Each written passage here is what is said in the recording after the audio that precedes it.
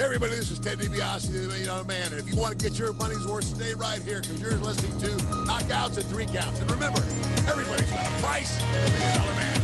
Hey Dave, you're live off our page, right? Yes.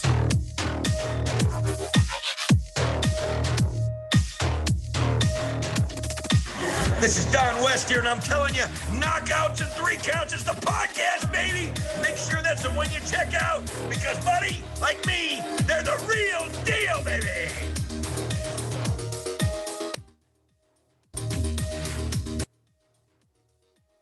This is Jake the Snake Roberts. Just letting you know, you need to listen to Knockouts and Three Counts, or you'll see that damn snake again.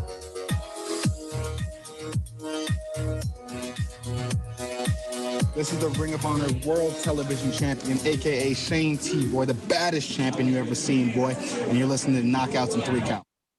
What up, everybody? This is Kyle, and you are back watching, listening, however the fuck you're consuming this. You're back watching Knockouts and Three Counts, and hey, we thank you for that. Hey, if you've been paying attention on any of our social media, which you should be, at KO3C Pod on Twitter and Instagram, or if you're watching this live on Facebook, you know you can find us here at Knockouts and Three Counts Podcast. You would know that, tonight's episode might get a little bit interesting because we've got a fucking mercenary on with us. We've got the mercenary himself, Mr. Garrison Creed. How the fuck you doing, brother man? I'm doing outstanding tonight. I just had myself a nice workout, did a little bit of intel research, a little bit of recon, and I'm feeling wonderful at the moment. All right, well, let everybody know where they can find you on social media and all that good stuff. Real easy. Everything's under the term Garrison Creed, GARRISAON CREED, just the way it's spelled. You can find me on Facebook, Instagram, and Twitter. All right. So, like you said before we were going on the air, man, we've been following you for a little bit here. First time I kind of got wind of what you were doing is around the Indie Wrestling Expo that went down last year. As if any of you guys were there, you guys know and have been following us for a minute, you can check out our interview in the top right corner with the Queen of Bad Street, the beautiful Miss Miranda Gordy. So you've got quite the weekend coming up ahead of you next weekend in Texas. We're going to be there live for Pele Pro Wrestling, and you've also got a few other dates. So first of all, as we start 2021, you're already off to a hot start. How much, if any, has this pandemic and all the loss or lack of bookings, how's that affected a mercenary like yourself? Really all it did is it made travel a lot more difficult, planning a little bit more difficult. So I had to look at my dates, make a couple of phone calls, adjust fire as necessary, and look for other different places to operate. So my normal locations were a good chunk of them are here in Wisconsin, Minnesota, and I was breaking out into Illinois. Well, Minnesota has been shut down since March. They haven't even tried to reopen. Illinois has, but it's been very iffy going back and forth. And Wisconsin has been, but for the majority of the wrestling community has been pretty cautious. So there hasn't been a lot of large shows going on. So I've been having to go outside my comfort zone. Well, I've been having to find some other things, which led me going down to heading down to Texas and just seeing what the scene was down there. And even so, going so far as doing the combine for OVW just last October. That was something I wanted to talk about. Another past guest of our show was there at that combine, Mr. Isaiah Bronner. So tell me a little bit about that OVW. I said, yeah, I did. I was right. OVW combine. Tell me about that. So is it like an NFL combine? How much different is a wrestling combine than what you would see maybe and what we see with the NFL combines and all that kind of stuff? What all went into it? Did they have promo classes? I've never actually been in an NFL combine. I'm not really particular in that sport, but I imagine it was very similar. They had a performance center environment. They tested your ability with agility drills, memory drills. They had a few endurance drills, strength, of course, bench press, squat, pull-ups. It was an all-day affair, and you had some guys that, they didn't realize what they were getting themselves into. And as soon as I walked in the door, I was there ready to conduct business and show you, hey, I'm here for a spot. You're either going to move somebody and bring me in, or you're going to create that spot for me, because I'm here and I'm ready to show up. So your mindset with, you mentioned before, again, another thing I noticed when we were looking into you ahead of this show is your military background. Tell me a little bit about how much that helps you mindset wise in the wrestling world, because like you said, you went into a combine, you went into a combine setting with the mindset, you're going to either give me a spot or I'm taking somebody's spot. So tell me a little bit about where that comes from, and how much does that help you in the wrestling game? Well, when you're in the service, and I'm not going to sugarcoat it at all. I was infantry, so the training for that, for that environment, because you're the movement to contact, you're the cannon fodder, you're the front line. If bullets are going to fly, you're either going to catch them or throw them right back. So you got to be ready for that. You can't have this, oh shit, go run and hide with your tail between your legs mentality. You got to be goal oriented, mission focused, and you keep striving for that until that goal is achieved. And it's actually transitioning from the military field, either commercial or government, into the civilian life. I've actually had issues turning that off. I can't. So for a while I was, I was going to school, but I was still very highly involved in different athletics and different martial arts, and I just couldn't turn off. If I didn't have something, a goal at hand, I was just going crazy, and I couldn't sleep, and so on and so forth. So once I discovered professional wrestling and got into it, it was from the day one, bam, we're off to the races. So now, and I didn't think I was going to be anywhere near where at the level I'm at now. Traveling out of state, traveling out of country, looking at traveling more countries once this pandemic goes away. Damn it. I hear that. But I thought I was going to be working like once or twice a month, maybe here in a local bar or something like that. But now that I have more lofty goals to go on, I got TV time coming on up. I want to be seen nationally and internationally. I want to be looked at as a player in the large eyes of things. That's just driving me even more. So I mean, that's my mission. That's my goal to attain, is that to have that impact, to become a guy that larger promotions are calling to bring on in, and not the one that has to send out emails and calls all the time, practically begging for that job. No, I want them to create it for me to come and fill. I can completely relate with that, because we're on that same grind trying to grow this here podcast, which brings me to a great point. Another one, you mentioned that you're starting to broaden and expand your horizons. Another place that, if I'm not mistaken, that we saw you do your thing at in 2019, 2020, excuse me. What, man, this 2020 has got me all messed up, bro. Good God. I don't know if it's done that to a mercenary like yourself, but for me, it's got me mind fucked. But what I was going to say is, if I'm not mistaken, you made your debut doing your thing with Warrior Wrestling this year as well. Yes, I got on the show twice for them. Having a debut match with the young Jordan Cross, who became a casualty in my wake. And then going on over in a pre-show Royal Rumble filled with other young talent, hungry, wanting to make their impact on things. And well, sorry, that was my day. Hey, I completely respect it. I bring that up because we made our way down to Warrior Wrestling for one of the 3 nights of their stadium series as past guest of our show, Sam Adonis, who will also be on this Pele Pro Wrestling show coming to you January 14th. If you're in the Texas area, make sure you're there, because Knockouts and 3 Counts will be there as well. So going into that, we went down there, Kevin and I, and we got to actually interview a fucking machine down there named Brian Cage, which you can check out there in the corner. Tell me a little bit about, this is something that Corey, when he gets in here, will have plenty to ask you about. So you mentioned that you're on your way up. You're really starting to get a look from more higher known indies and things of that nature, whether it be OVW, Warrior Wrestling, all those things.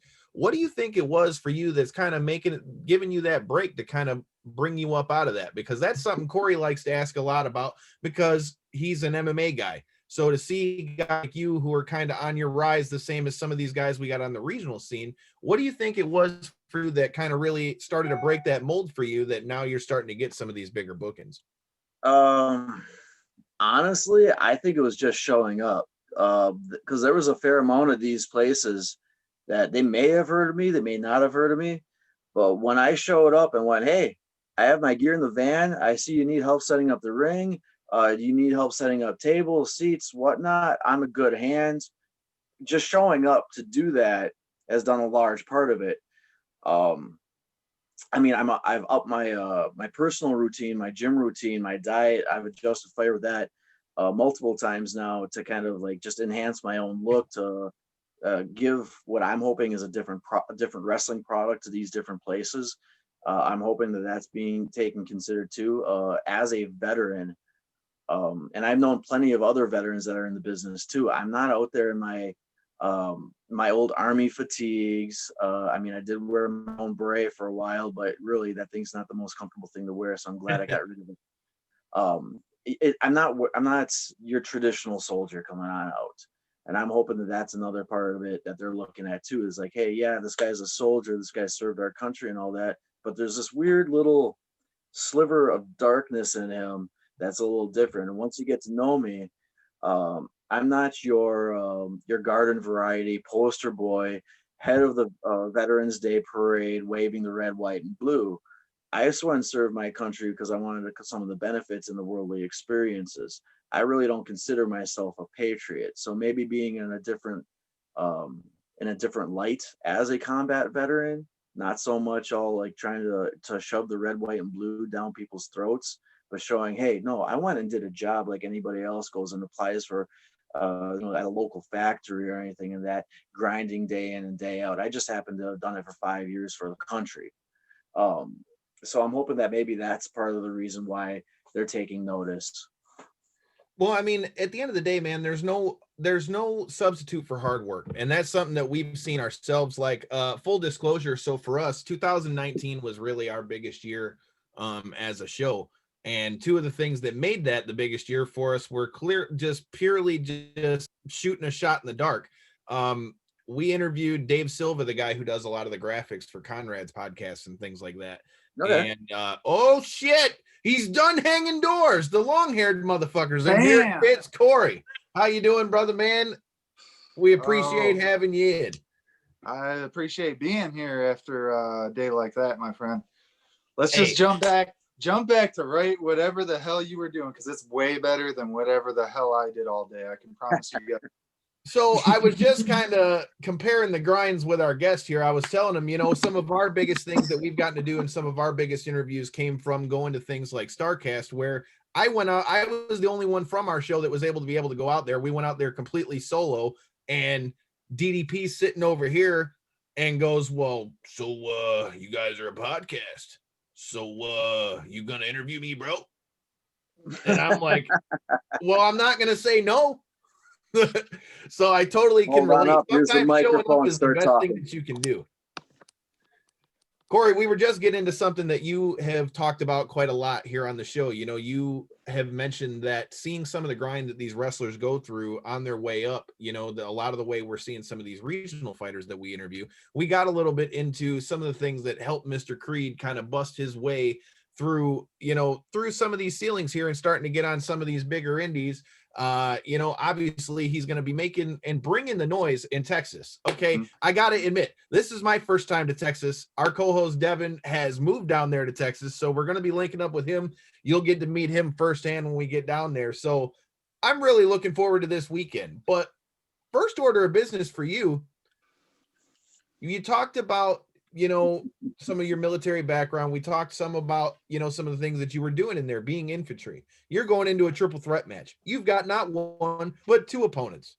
How does that change your game plan? What are your thoughts on this match? What are the mercenaries? Got to bring more ammunition because you can only pump one body full of so much lead. I like that answer. The way that I'm looking at it is, we have this Jason kid. We have the local cowboy. Now, knowing a couple of folks down in Texas and coming on down, they're a particular breed of straightforward, hard-hitting action types. And I'm going to guess that this kid's about the same way. So I ain't going to take anything back from him, but I'm probably going to hit him a lot harder than he's going to hit me. As for AJZ, coming right out of Ohio Valley, which is the place that I'm very, very strongly researching and reconning right now, I almost kind of feel like this is a little bit of come up and said, I'm getting looked at myself. So if that's the case, if he's coming on out to not only give me a challenge, but to maybe even check me out a little bit, well, that's going to give me every reason to unload the clip and let him see everything that I got. So the question is, it's not really am I going to be able to handle them? It's, are they going to be able to handle me? That's what I like to hear. Right. See, now this is giving me all the more reason to get down to Texas and see you catch a couple of bodies. All right, I want to take it a little bit back first. Okay, so we talked about what you've got coming on next week. We mentioned how, you had your military background and how you've turned wrestler. Were you a wrestling fan as a kid? Like, did you grow Always. up watching wrestling, or was it something you found later in life? If both. Always was a fan. I've been on record of probably my first memory was the epic body slam, Hulk Hogan and Andre the Giant. So I've watched it through that, but what really solidified it was the Monday Night Wars, and I was a WCW guy. But not, I mean, yeah, Hogan was there, Savage and Flair, but those weren't the ones that captivated me. They may have brought in all the other audience, but what kept me there and watching it was the Chris Jerichos, the Eddie Guerreros, the Rey Mysterios, Psychosis. I mean, these guys that they're not as well known. Dean Malenko, can't forget them. But You've interviewed Dean as well. Dean's, I wish I could meet him. He's an awesome fella. He's got really dry humor, dude. But anyway, these are the guys that are like, they're captivating me because now, not only are they just, I mean, they're going out there and they're putting their blood, sweat, and tears into every match, but they're going out and they're hitting it hard, making that name for themselves because they know who they're competing with at the top of the card, and they want to make sure that people are coming on in specifically to see them, jerk that curtain or at the mid card level as well. So that's what kept me going to it. So when I start seeing a couple of these guys gravitate towards the WWE, it was even more exciting because even back then it was almost like draft day when they would jump sides, seeing Jericho go to one side and whatnot.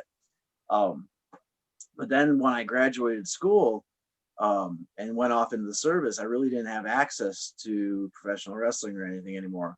The real world called my ass, if you want to say that. So that's what happens. It dropped off my radar completely. I kind of, in my mind, I call that the black hole of professional wrestling. And that was right around 2003. You know what happened right around 2003, 2004? No. Ring of Honor. Okay. I didn't start watching wrestling again until when I started training for it myself in 2016. Okay. I missed the damn near the entirety of the independent wrestling revolution. So what I'm going at, and I'll tell you my training experience, about less than 20 minutes from where I live right now, is an old hillbilly. I can't tell you all the things now. Okay. I don't want to give away the hiding spot. It's all good. But anyway, there's an old hillbilly who's got a hobby farm with a wrestling ring in his barn where I trained at. This thing wasn't heated, and I started my training in September. That was one hell of a harsh winter. You want to get warm? You worked. So anyway, I'm going on out there. I'm about 225 pounds, both sides of Eddie Guerrero, Chris Jericho, Chris Benoit. That's how I have to work. And I'm getting my ass torn into me day in and day out. Work your size, work your size, work your size. Mofo, I am. Doing salt off the top. What the hell are you doing? So then in 2017, when I started doing my first matches, and I'm seeing the size of the size of the guys in the locker rooms. Well, gee, I wasn't expecting the locker room to be full of 150-pound skinny ass kids. Hey.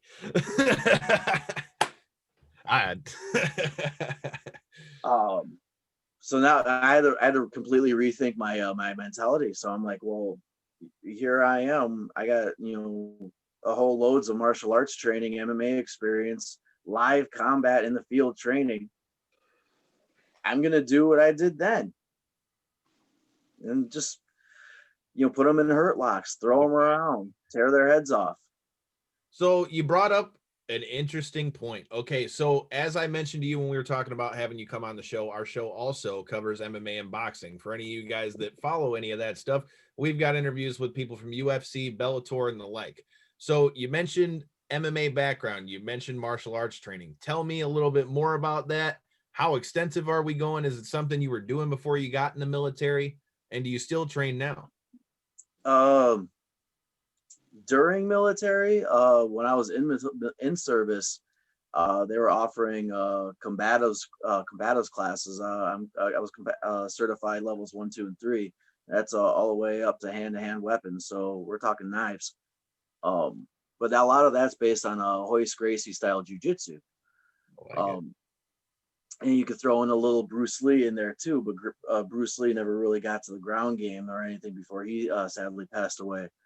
I also lived in South Korea for a year. So while I was over there, and it's not really a fighting style, it is more considered an art or a dance. I became fairly proficient in Taekwondo. Came back stateside after my service and all that. Oh, I also was just for shits and kicks while we were deployed and to keep ourselves in shape, we boxed. We got somebody who actually kept us with a full supply of boxing gloves and mouthpieces, and we'd go and beat the shit out of each other every Monday night. So I got that under my belt. High school style, I was wrestling in middle school and high school, so that's under my belt as well. When I came back and was going to college, I was still trying to keep find other things to keep me involved. So I de-learned everything and started my game learning karate. Got into a couple of MMA cages, lackluster. But I did what's called pancration, which is another Gracie style, MMA style. And I was fairly proficient at that, doing that quite often. Just, it's just more of something to do in my spare time. And then also nearby, I found a local 3rd degree black belt in Aikido. So I started up training with him, just showing up and being like, hey, here's some gloves. I got my mouthpiece. Let's go. And kind of just, just right there training on in the fight, learning. And it's something I still continue to do. I got a couple of MMA guys here locally that occasionally I'll go, and we know some place where they got some mats or some cages out, and we'll just go and throw it on for a little bit just to see if I'm still sharp. Hey man, if you're still training jiu-jitsu, maybe we'll have to tangle it up when we get to Texas. Hey man, 150 pounds? Oh, you ain't gonna hoist Gracie me, that's for sure. Hey, I didn't say I needed to hoist Gracie anybody. I ain't scared. But I ain't scared, man. I've had my ass whooped from the guys from American Top Team in Florida clear down here to Michigan. It can't be no worse than the ass whoopings I already got. Hey man, you said it yourself. Okay, so you're talking about little guys fighting. Dude, my first boxing fight that I took at 13 years old, I fought at 120, and then I fought at 125 after that. And then like I said, man, I was always the small guy. Everybody was always bigger than me. So I had to quickly figure out either you're gonna learn how to fight or you're gonna get your ass whooped. It's kind of funny. I've always, it's actually a kind of a life philosophical thing about me. You really don't know who you are if you haven't had the shit kicked out of you. Agreed. I mean, it's incredibly humbling. One of those MMA fights I had, I fought at heavyweight. Oh shit! I weighed 218 pounds with my clothes on when I weighed it. He weighed 264 bare ass. Oh shit! I still gave him a solid 2 rounds before the ref had to call it because I was out on my back, but I was still swinging. Yeah, you were fighting, but you were banged up, man. So, do you watch UFC much now? I haven't gotten into it. Not since Vitor Belfort and Chuck Liddell were still around. So okay. I've kind of fallen off for a bit. Hell, Vitor's still around, and Vitor's been making his foray into wrestling. Did you see that? Is he now? He showed up. He came out to the ring with Mike Tyson and them on AEW. He came out with him. He came out with Henry Cejudo. He came out with who else? Anthony Johnson came out with them. Yeah, I he thought came out of all of them. I thought he'd be retired somewhere, sitting out on a beach with a fruity drink in his hand. Still technically signed to Bellator, isn't he, Corey? No, one championship. Or no, one Yep. championship. That's it. Damn. Yeah. Hey Still, man, PRT Vitor is running wild. that's what I was gonna say. He went overseas so that he could get his hands on those supplements again, and he's looking nice and juicy. He's ready to get back in that fucking cage. I mean, he's Hey, posting shout out on his to our Instagram. past He's all sponsors, kinds of stuff. old school Vitor jacked up, and I wonder who they're gonna match up with him. I feel bad for whoever it is, unless it's somebody significantly younger or higher skilled, but there isn't much of that left. Well, no, from what I remember, he was always highly skilled, and he had He's he quick. had gas for days. Yeah. So So I think that's a perfect question for you being both sides. Go ahead, Corey, finish your thought. I was just gonna say, if I'm not mistaken, I believe he's something like 43, and he's still looking like that. So it'll be like that at 43, bro. It'll be very impressive to see what kind of speed and skills he maintains through such a long layoff and getting back on the train. It'll be excited to see if we get old Vitor or not. Okay, but I'll pose this question to both of you though. You mentioned that he's fighting in ONE FC. Do you think that his skills are just going to be able to overpower the lack of name power that they have over there in ONE FC, or do you think Father Time's gonna catch his ass? So Kyle, you know this as well as I do. Should I say better than I do even?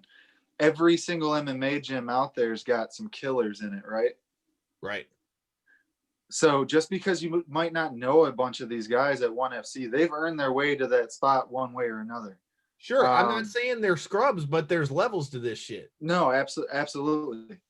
But that being said, that's why I posed the statement I did with the matchup, because that's the interesting thing. Who do they put him against? Is what really defines the matchup in my eyes, essentially. Mr. Creed, what are your thoughts? Since you said you were a Vitor fan, what are your thoughts on him still foraying over there in ONE FC? Well, really, I don't think age is going to be a factor. I could say that one myself. Again, not telling you.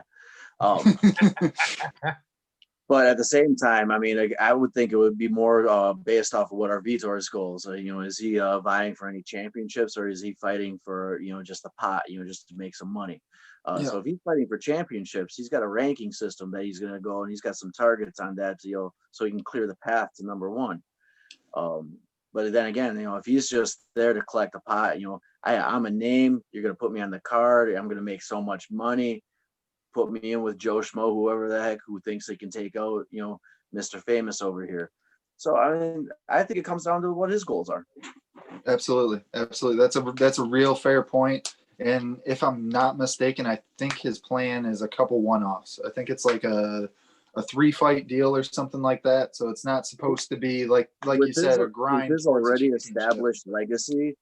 I mean, what's another championship going to do? His name is almost bigger than a belt. Well, and even you could very well argue, because of name value, like Kyle was saying with ONE FC, you could very well argue if he does go in and look very impressive in his first fight and get the win, who's to say he doesn't go and fight their champ, Brandon Vera? He's fighting for 205, and that's a winnable fight. That's an absolutely winnable fight. Winnable fight. I mean, that's the main event. That's asses and seats and ticket sales. Mm-hmm. I kind of see this being something like a similar situation, kind of like to what we're seeing now in the UFC with Michael Chandler. I say that because with Vitor's established name, and rightfully so, it's the same as, I'll use this in a wrestling sense. Okay, so you had all the legends come back yesterday on Raw. They ain't going to come there and just do, Bubba Ray talked about this on Busted Open the other day. He said, dude, WWE called me. I forgot when he said it was. They called him for them to come back. And his first question was, what the hell am I doing?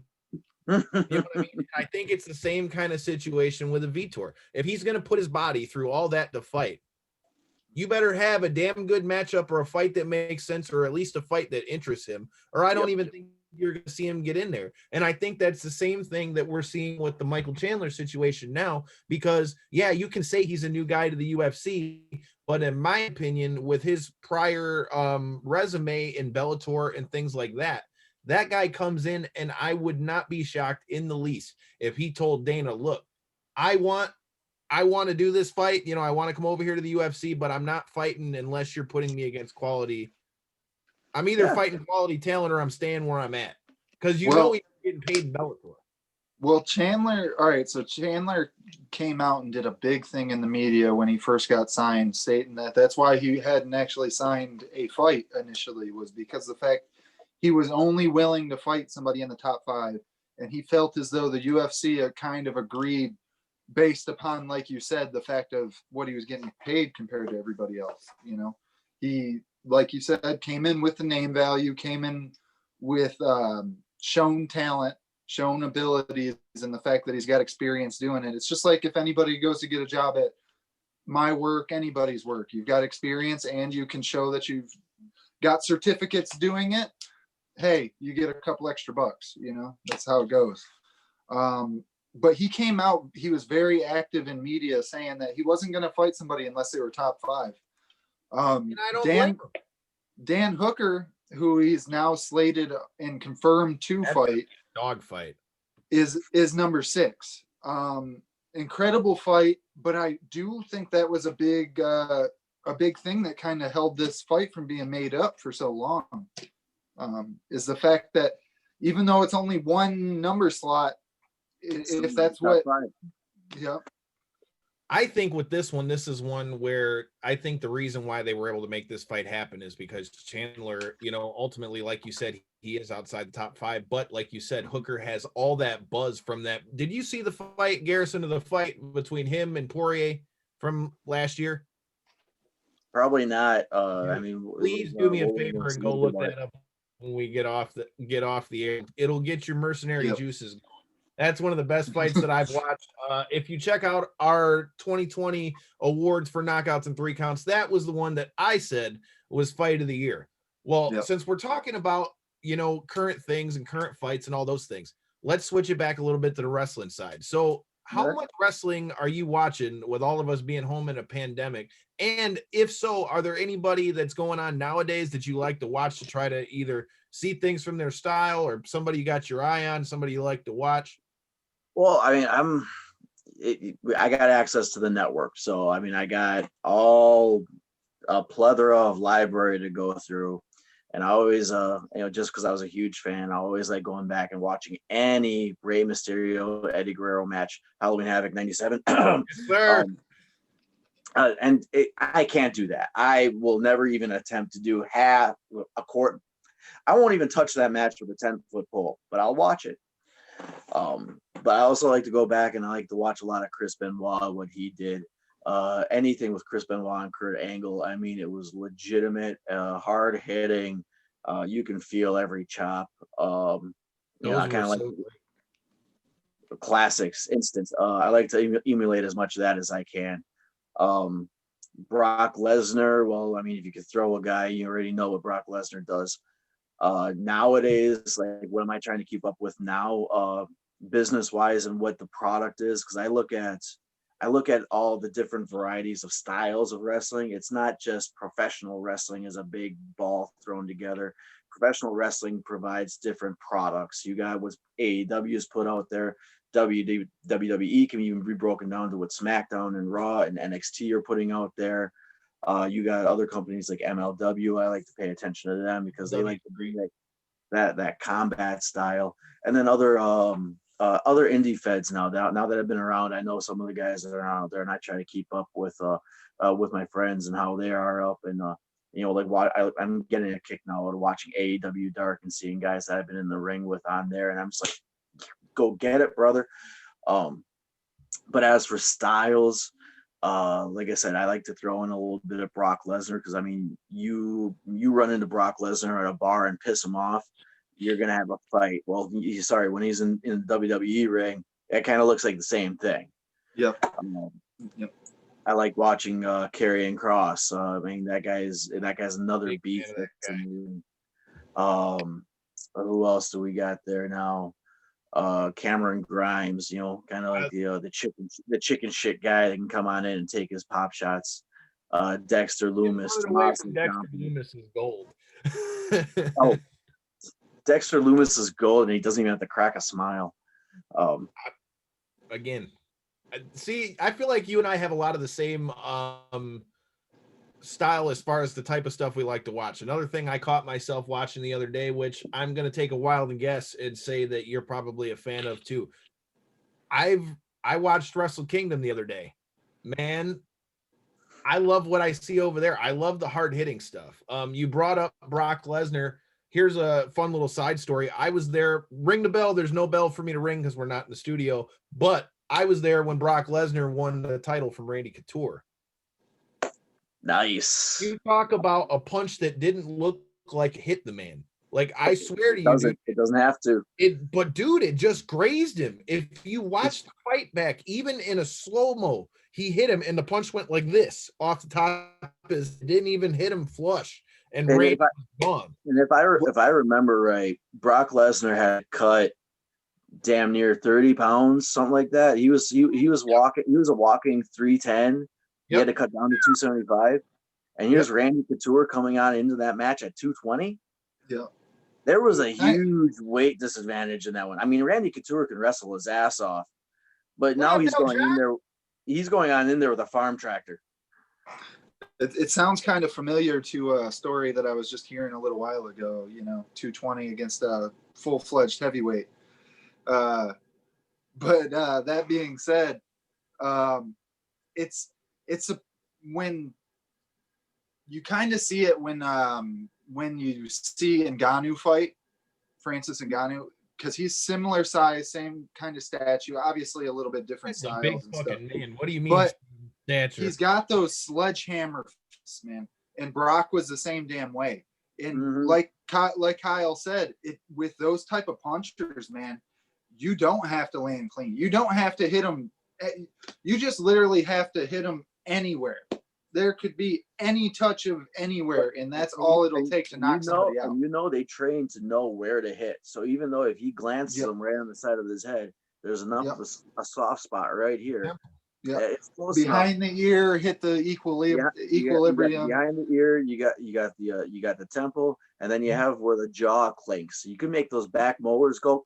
The guy's gonna go sleep real quick. Yeah. Well, it's fucked up you say that. It's really fucked up you say that because you're bringing back bad memories for me. So Corey actually was there. Corey was actually there for it. In my defense, I fought a man that I definitely shouldn't have fought. I was supposed to fight at 125, and the guy that was supposed to fight didn't show up. So me being a young, tough, macho young kid, I'm like, fuck it. I hit hard. We'll fight him anyway. I fought a guy that was 6 foot tall, 145 pounds. And let's 20 just say, pounds is a lot. Right. And the sad part of it is, and I can say this with a straight face because Corey was there. Sad part of it is what people don't realize, people think it's these hard punches that do it. 100% transparency. I can say with a straight face, that kid did not hit as hard as me because I only hit him a good, I would say in the first round, I hit him with 3 straight shots at the end of the first round and knocked him into the corner. And he's like, oh shit. After that, he never let me get close. He only hit me with 1 good punch in the 4 rounds that really put me down because he had me against the ropes the last minute and a half. Caught me right where your jaw connects. I went down. I got right back up. I'm like, oh, fuck. Wait a minute. Yep. Wait a minute. I was good. Like, wait a minute. Yep. Going back to those boxing matches I had in Iraq, I had one of them. One of my boxing matches was a guy off our sniper team. Now, this guy was a trained boxer. I don't know what level it was, but he had legitimate training behind him, and he was a beast in the gym. We were maybe about the same weight, but I'm a short, stocky, dense piece of shit. This guy, he's got the length, he's got the girth, and he could probably walk on into Calvin Klein and be an underwear model. But anyway, so we're on out there, and he's dancing circles with me, just talking with the fist, just bop, bop, bop, just catching me with all these little ones. I ain't touching them at all. So about round 5, I finally get one small little glancing blow on his chin, just a tiny little nick. on his ass. He's up on his feet. He didn't land another punch the rest of the 10 rounds, but that's because he was keeping his distance because I couldn't reach him. Yeah. That's where it got me. That was my one killer. I was 5'3" back then. I'm only 5'7" now, but I was 5'3" back then, dude. Let me tell you, trying to get in close to fight with somebody, that is a motherfucker. Okay, as I mentioned, it's not the only match that you've got going down going to be at Pele Pro Wrestling on Thursday. Tell us a little bit about what else you've got going on in this weekend, because you've set yourself out quite the fucking hit list next weekend. We're shooting ahead. I mean, I can tell you what I'm doing this weekend, but I can't really tell you what I'm doing this weekend. All I can tell you is I'm going to be in Louisville, Kentucky. If you know what's in Louisville, Kentucky. Oh, I do. It looks like he might have a run with OVW. I want to see you and Isaiah Broner lock it up. That's what I want to see. So then I got Thursday at Mania Pro, and I got that triple threat match to make that impact on it. And then, like I said, I'm coming on in there, trained and ready to go as I always am. So I'm just asking those two gentlemen, make sure you're ready to go. Then Friday, not confirmed, but I will be at Texoma with my gear in the van, ready to go. If you see the posters, we got Tim Storm there. We have Will All Day. I believe Magnificent Malico was on it. I'm not looking at the poster in front of me right now, but there's a couple of who's who is going to be at that show. And then APW is also running that Saturday. We'll be at that show as well. So will I. Look at there. And so will past guest of the show, Sam Adonis. Make sure you're in the building for that motherfucker if you are in Texas. Corey, we need to get you traveling with us so that you can be out here at one of these events with us, but Knockouts and 3 Counts will be in the building for that one. Two of those shows, you're also going to see this very large, burly fella called Wild Man Husk. Wild Beast Husk. Hearing about this guy, dude. Our buddy Mysterious Movado was just took a picture with him here recently. I don't know much about the guy. Comes on. He's probably about a 360, 370 pound man in a loincloth, and he brings what looks like a cow femur to the ring. He said a cow femur. Okay. He's gonna beat him up like a Flintstone. He looks like he ate Fred Flintstone and is wearing them draped around his.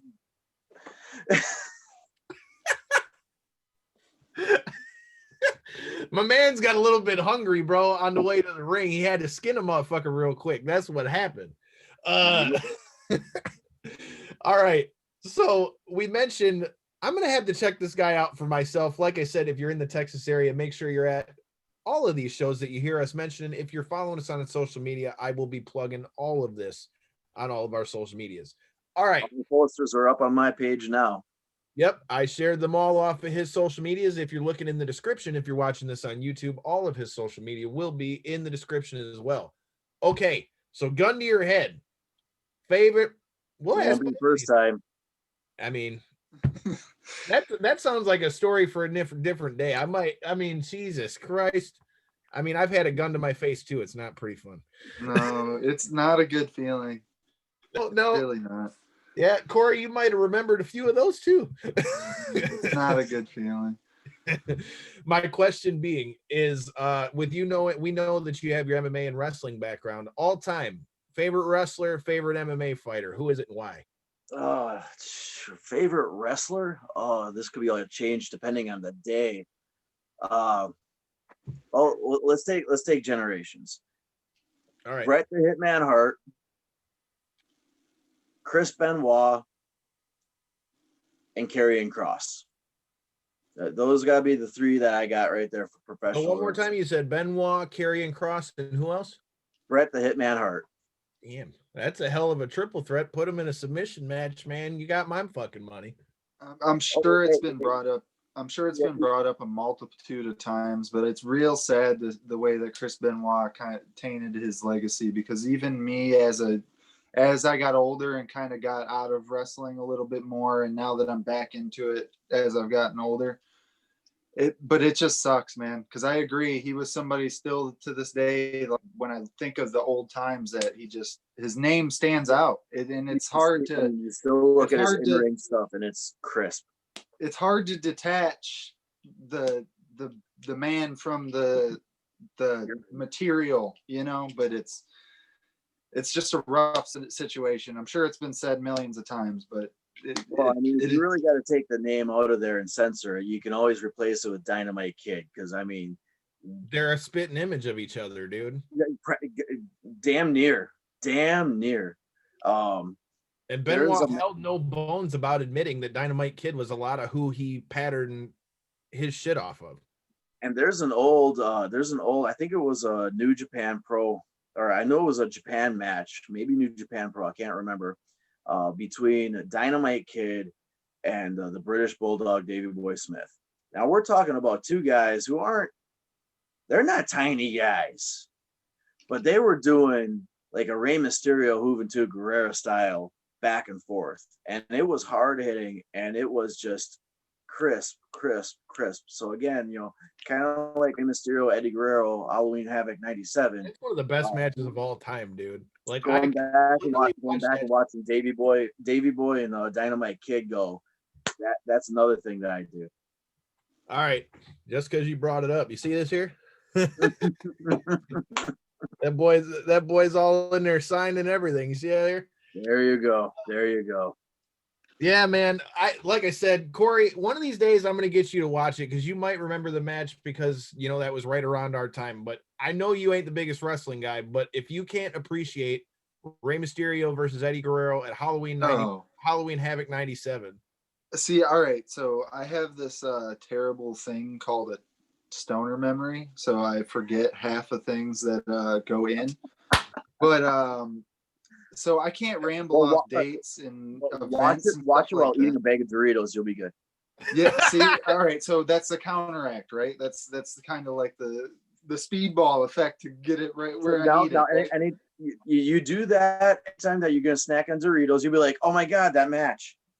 Bro, Corey, I'm telling you. But I do remember that. Like I said, I can't remember dates and events and stuff like that. That's where I give Kyle all the props in the world. He is the most, able to rattle stuff off the top of his head when it comes to that stuff. If I didn't know what the fuck I was doing, I would just be another motherfucker rambling my gums with a camera. All right. Hey, good point. Hey, don't make fun of me like that, Kyle. Okay. I take this very serious, okay? Those shoes, homie. You put yourself in. And here I thought I was shooting the shots. Hey, that's kind of what happens when you grow up knowing a motherfucker since you was 11, man. It kind of happens that way. But enough with all the pleasantries, because we know you're not bringing the pleasantries come Texas. So we're getting to the end of our time here. I got it. Before we get out of here, you got to answer the second half of that question. Who's your favorite fighter of all time? Favorite fighter of all time? Shit, I can't tell the difference between them. It's got to be one of the Diaz brothers, Nick or Nate.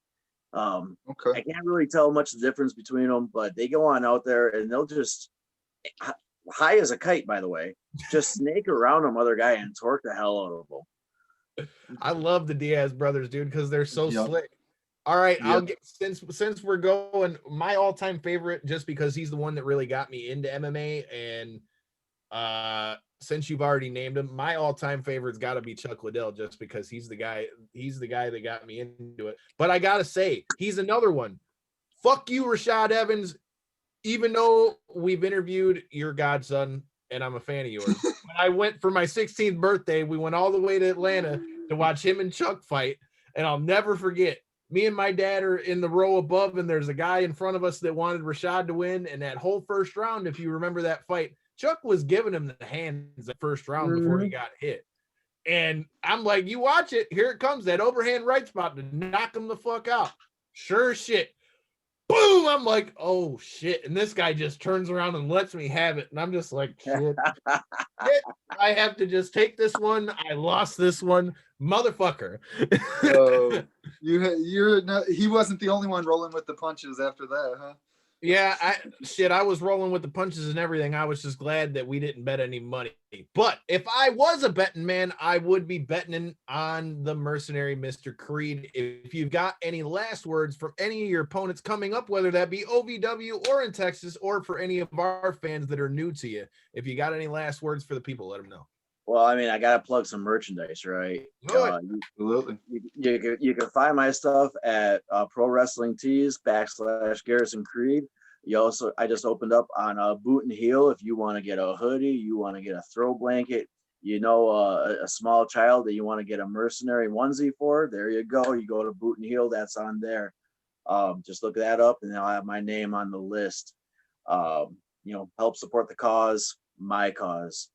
And to anybody else, OVW, any other promotions I'm coming out for, if you're a new fan, for you guys on there, just listening to the podcast world, yeah, this soldier's going places. Watch me. I think that sums it up. Corey, you got anything else? Apologize to all the regular watchers for being a little bit late. Work when duty calls at work. You're kicked off the show, bitch. I know it is what it is, though. I raced home. I'm doing 80 down the highway with a headlight out, hoping I don't get pulled over, just so I can make it to the show. But see, now that's dedication. See, that's just like us traveling down there to Texas. I said, make sure you stay tuned, man. We've got good stuff, Corey. We appreciate your time and making it here, brother, man, and not crashing with that fucking headlight. Because hell, I do 80 and I'm not in a hurry. But till next time, and in the in-between time, make sure you smash that subscribe button so that you don't miss the vlog from our trip coming to Texas next week. Hell, you might see the mercenary in it. And until now, and in the in-between time, thanks for checking out the first episode of 21. Peace. Cool. We're good, Dave. All right, all good. Cool, man. Appreciate the time. Hey, no problem. I always love doing these things. It's fun, and my numbers usually start going up pretty quick after them. So, hey, man, hopefully we can do that again. And like I said, we'll link up with you when we get into Texas. Yeah, I'm gonna be down there day of for that Thursday, and I'm staying all the way till my flight leaves out Monday morning. So we leave Sunday. I'll be there Thursday to Sunday. So yeah, I got all day Sunday too. So. Whatever's clever, we can probably do something, even post show or whatnot. So that's what I was thinking. If we can find something fun to do, we'll throw it in there for the vlog. I've been down there and it's all been work. Little known, I was actually just down there this past weekend. That's where I got the Texoma gig lined up. When just showed up and they used me. Hey, dude, that's where it's at, bro. 21-hour drive. Fuck that. My buddy asked if we were driving. I'm like, man, I did that to Florida one time. I ain't doing it again. Oh no, yeah, that one was painful. That one was painful. So, but yeah, next time I'm flying, so that'd be good. Hell yeah, I don't blame you, dude. We'll be flying in Thursday. I get there around 2, so I'll shoot you a message and send you my number. We'll link up when we get down there. All right, cool. Sounds like a plan, my man. Hey man, I appreciate it. It'll be out on all the podcast platforms tomorrow and on YouTube tomorrow morning as well. So. All right, awesome. I'll share and plug as well. Hey, man, much appreciated. All right, you have a good evening. You as well, brother. Yes, sir.